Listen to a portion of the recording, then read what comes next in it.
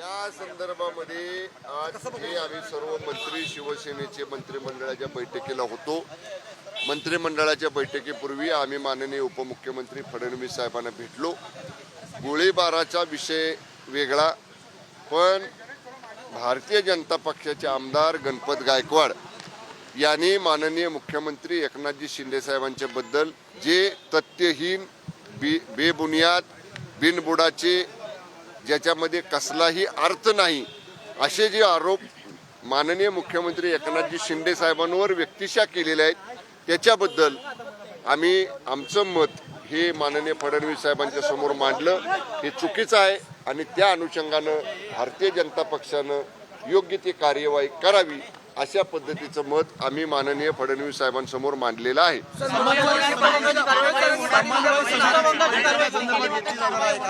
त्यांनी समन्वय समितीकडे आपलं म्हणणं मांडलं होतं का? कारण यासाठीच या समितीची तुम्ही स्थापना केलेली होती. समन्वय समितीच्या नियमित बैठका होत असतात.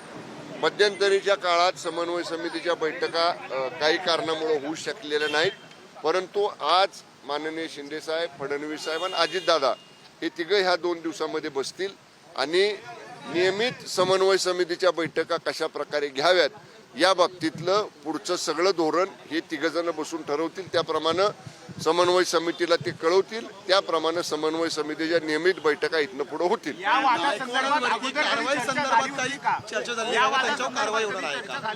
कुठल्या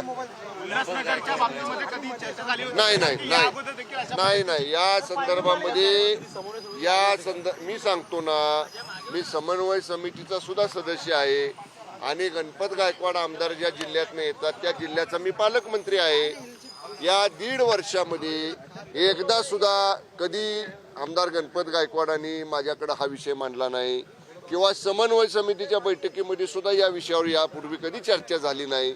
हा जो विषय आमदार गणपत गायकवाडांनी माननीय मुख्यमंत्र्यांवर टीका करण्याचा केला, आरोप करण्याचा केला, तो पहिल्यांदाच त्यांनी काल केलेला आहे.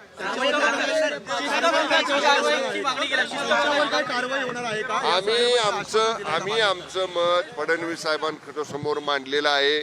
निश्चितपणे आमच्या मताची योग्य दखल फडणवीस साहेब घेतील.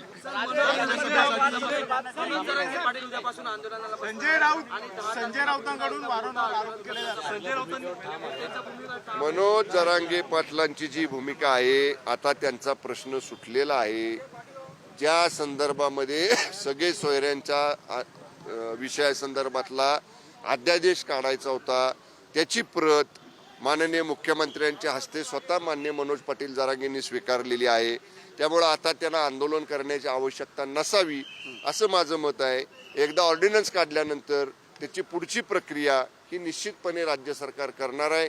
वेळोवेळी जरांगे पाटील साहेबांनी सांगितलेलं आहे की माझा माननीय मुख्यमंत्री एकनाथजी शिंदे साहेबांवर विश्वास आहे, त्याप्रमाणेच या मंत्रिमंडळानं हा निर्णय घेतलाय. हे मंत्रिमंडळ या संदर्भामध्ये सगळ्या सोयऱ्यांचा अध्यादेश काढलाय, त्या बाबतीतला जे काही निर्णय घ्यायचा आहे तो येणाऱ्या अधिवेशनामध्ये घेईल. जरांगे पाटलांनी आता पुन्हा आंदोलन करू नये अशी त्यांना माझी विनंती आहे. चला, धन्यवाद.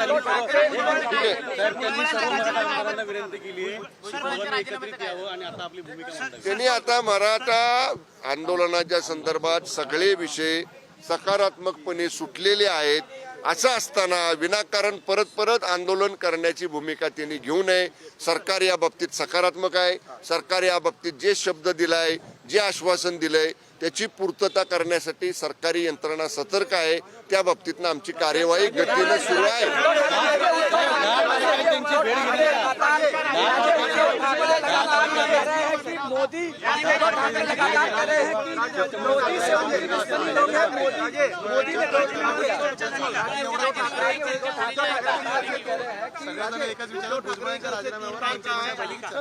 माननीय भुजबळ साहेब आजच्या बैठकीला उपस्थित होते. बैठकीतल्या चर्चेमध्ये त्यांनी सहभाग घेतला. सांगितलं ना मी. आता जरांगे चला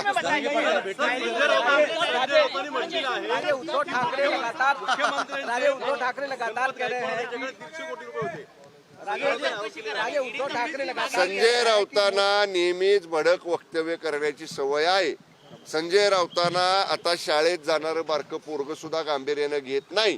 त्यामुळं तुम्ही त्यांच्या गोष्टीकडं पत्रकारांनी माध्यमांनी सुद्धा गांभीर्यानं बघू नका. ते जे बोलतात ते कधी खरं होत नाही. सकाळचा बोंगा वाचतो तो कधी खरा नसतो. त्यामुळं संजय राऊत असे किती वक्तव्य करत बसले तरी त्याच्याकडं गांभीर्यानं जशी बारकी मुलं आता बघत नाहीत तसं कुणी बघण्याची आवश्यकता नाही. धन्यवाद. राज्य मंत्रिमंडळाची बैठक होती आणि ती संपली आहे. भुजबळांनी बैठकीत सहभाग घेतला होता असं सुद्धा शंभूराज देसाई यांनी म्हटलंय.